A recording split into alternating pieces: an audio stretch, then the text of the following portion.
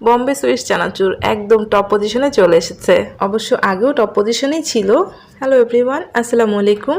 জয়া আহসান আপার Bombay Swiss চানাচুর দিয়ে দই চানাচুর দেখেই লোভ লেগে গিয়েছিল, কিন্তু রমজান মাস যখন তখন তো আর খাওয়া যায় না, তাই ইফতারের পর ঝটপট বানিয়ে ফেলেছি আর আপনাদের সাথেও শেয়ার করতে চলে এসেছি জয়া আহসান আপার ভাইরাল সেই বম্বে সুইটসের দই চানাচুর। চলেন দেখি আমি কিভাবে বানিয়েছি। এর জন্য তো বম্বে সুইটসের চানাচুর লাগছে। বম্বে সুইটসের চানাচুরটা আমি ছোট প্যাক নিয়েছি, 20 টাকার যে প্যাকেটটা সেটা নিয়েছি। তবে এটা ঠিক, বম্বে সুইটসের চানাচুরটা খেতে সত্যি অনেক মজা, একদমই অন্যরকম। তো এখানে আমি একটা বাটির মধ্যে কিছু শসা ছোট ছোট টুকরো করে কেটে নিয়েছি, আর সেটা নিয়ে নিচ্ছি। অল্প পরিমাণে নিয়েছি, অর্ধেক শসার আমি এরকম ছোট ছোট করে কেটে নিয়েছি। তারপর টমেটো অর্ধেক একদম ছোট ছোট করে কেটে নিয়েছি। এগুলো খুব বেশি না, অল্প অল্প করে দিয়েছি। তারপর একটা ছোট সাইজের পেঁয়াজ একদম কুচি করে কেটে নিয়েছি। তারপর দিচ্ছি কাঁচামরিচ কুচি, এটা আপনাদের স্বাদ মতো দিয়ে নেবেন।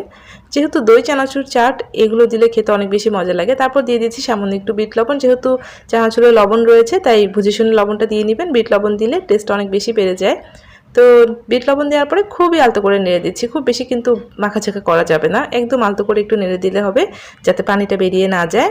তারপর এর মধ্যে লাগছে দই। যেহেতু দই চানাচুর, দই ছাড়া তো আর চানাচুরটা হবে না, তাই আমি একটা দইয়ের প্যাক খুলে নিচ্ছি। আর এখান থেকে আমি একটু বেশি পরিমাণে দই দিচ্ছি। প্রথমে আমি 1 স্পুন দিয়েছি, তারপর আমি আবারও 1 স্পুনের অর্ধেকটা দিয়ে দিচ্ছি। তো দইটা আপনারা চাইলে কম বেশি করতে পারেন, যেহেতু দই চানাচুর দইটাকে আমি বেশি করে দিয়েছি।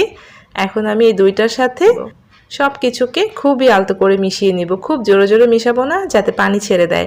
খুবই আলতো করে একটু মিক্সড করে নিলাম। তারপর সামান্য একটু লেবুর রস দিচ্ছি, এতে করে ফ্লেভারটা অনেক বেশি ভালো লাগবে। তারপর এর মধ্যে আমি চানাচুরের প্যাকেটটা দিয়ে দিচ্ছি। বম্বে সুইটস চানাচুরটা একটু মোটা ধরনের হয়, তাই খেতে অনেক বেশি ভালো লাগে, বাদামের পরিমাণটা কম থাকে। তারপর এর মধ্যে আমি দিয়ে দিচ্ছি সামান্য একটু ধনেপাতা কুচি। ব্যাস, এখন খুবই আলতো করে সব কিছুকে মিক্সড করে নিচ্ছি। আপনারা চাইলে এখানে চানাচুরের পরিমাণ আরও বাড়িয়ে দিতে পারেন, আমি অল্প করে দিয়েছি।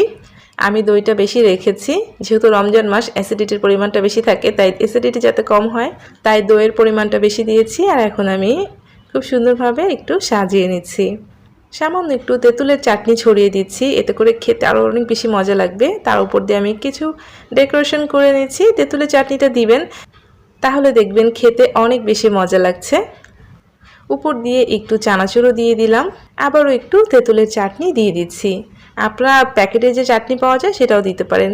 2 মিনিটে বানিয়ে নিলাম জয়া আহসান আপার ভাইরাল বম্বে সুইটস চানাচুর দিয়ে দই চানাচুর। কখন যে কি ভাইরাল হয়ে যায় বলাই যায় না, কিন্তু খেতে ভীষণ মজা। আপনারাও 2 মিনিটে এই দই চানাচুর চাটটা বানিয়ে নিতে পারেন। অবশ্যই এটা বম্বে সুইটস চানাচুর দিয়ে করবেন, কারণ এই চানাচুরের টেস্টটা একদম অন্যরকম হয়ে থাকে। অন্য চানাচুর দিয়ে খেতে কেমন লাগবে বলতে পারছি না।